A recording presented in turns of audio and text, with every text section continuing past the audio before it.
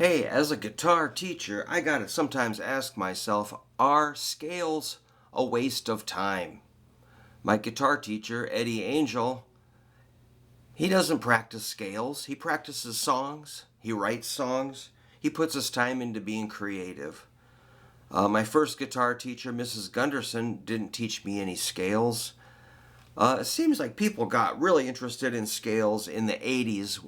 I started reading guitar magazines, learned to read tablature, and read all through the 80s. Couldn't wait for every issue of every magazine I could find and read about scales, and I practiced them.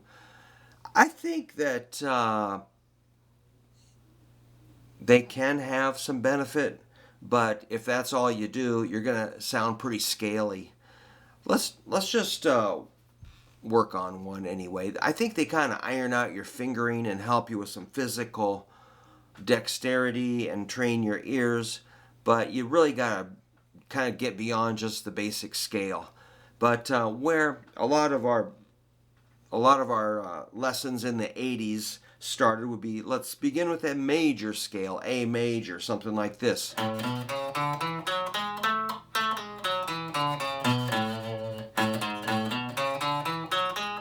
It's kind of boring, but I actually like it quite a bit. I'm going to crank up just a hair. So the thing that will help you here is starting with your middle finger, and it will kind of shift your focus from your index. A lot of students would go like, and then jump here, and maybe here. It's all scrambled, weird fingering. Fundamentally, to play in a position, you're going to use 4 fingers, 4 frets, and that's a benefit of working on the scale. So to line up A major, index finger will do 4th fret, middle finger 5th fret, ring finger 6th fret, pinky 7th fret. And of course, you really got to get all 4 fingers pretty strong and capable and independent. So let's just run through this. It's like 5, A, and then your B is the 7th fret, pinky. So that's middle to pinky. That might be a new thing to get your middle and pinky working together. And your index will just easily fall right onto the C sharp on the 4th fret, 5th string. So, and you can also learn your intervals. That's a root 3rd, 5th, 1, 2, 3. Root 2nd, 3rd. And then you got your 4th interval, the D, 5th fret, 5th string.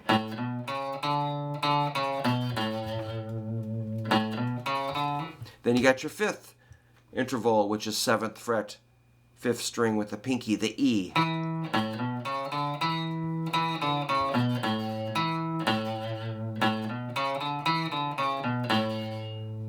While we're at it, let's get this 4th fret on the 6th string. That's a G sharp. That'd be a 7th interval. We'll catch up with that, but just be ready for that. That's part of the scale, the G sharp. And remember, you don't have to start on the root every time. You can start on any interval of the scale.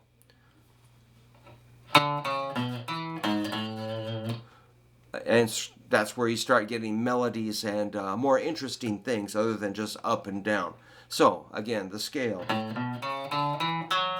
That's your 6th interval. It's F sharp on the 4th string, 4th fret. The 6th, and your ear will start to know what that means. If you're playing a 1-6 chord progression, you're going to play A, F sharp, minor actually. I wish this cat would get his butt out of the way. Keep moving there, Buster. The 6th, and then we got our 7th, which is the G sharp, which is kind of a strange note to end on.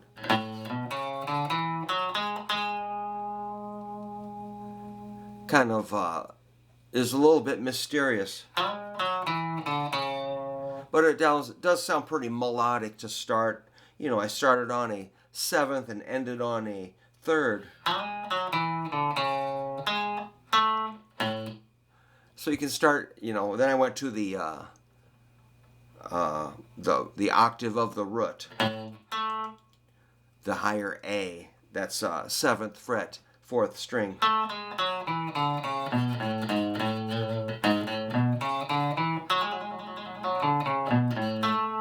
And you can, of course, add some hammer-on trills.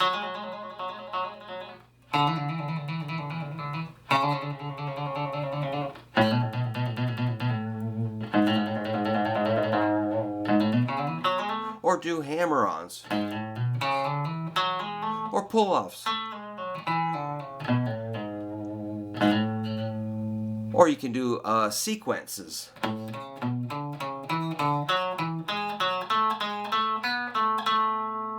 And then you can take it into the next octave.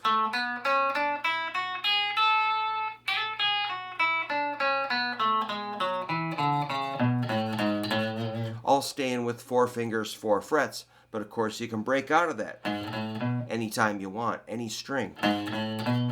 There or there or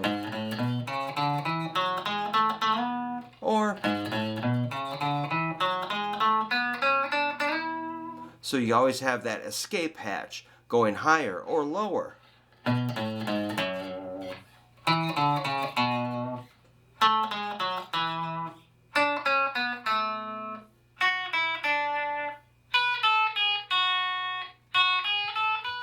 you start to extend it higher and lower, busting out of that pattern. After you master the pattern, start finding the next note down or up on each string, and suddenly your pattern gets bigger. And ultimately, all right, I'm just going to kind of go into subconscious mode. I'm just going to play A major, just meander up the neck. Eventually, you don't have to think about it.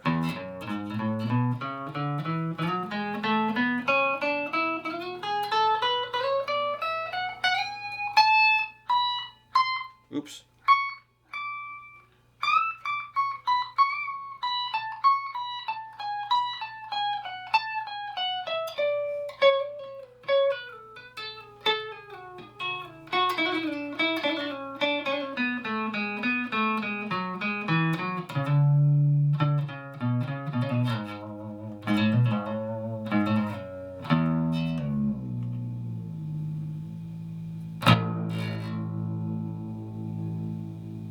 So you can definitely get weird with your scale.